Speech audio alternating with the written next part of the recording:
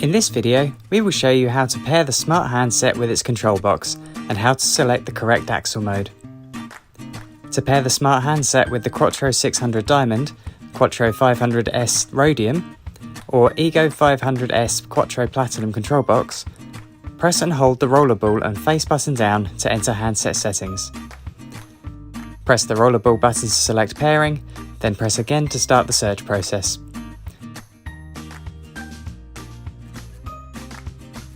After a few seconds, successful pairing is confirmed with a signal icon and smiley face on the handset display. To select axle mode, press the rollerball button to enter the menu and again to enter settings and scroll down once. The first icon denotes single axle, second twin axle and third all-wheel drive.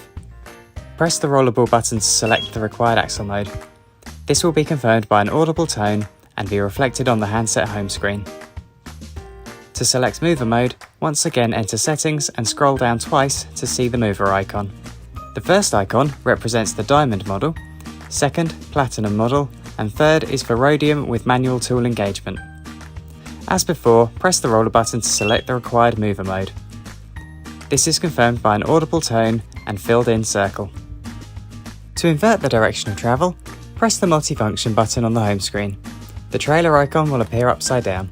Now, when the rollerball button is moved upwards, the rear of the caravan will move forward.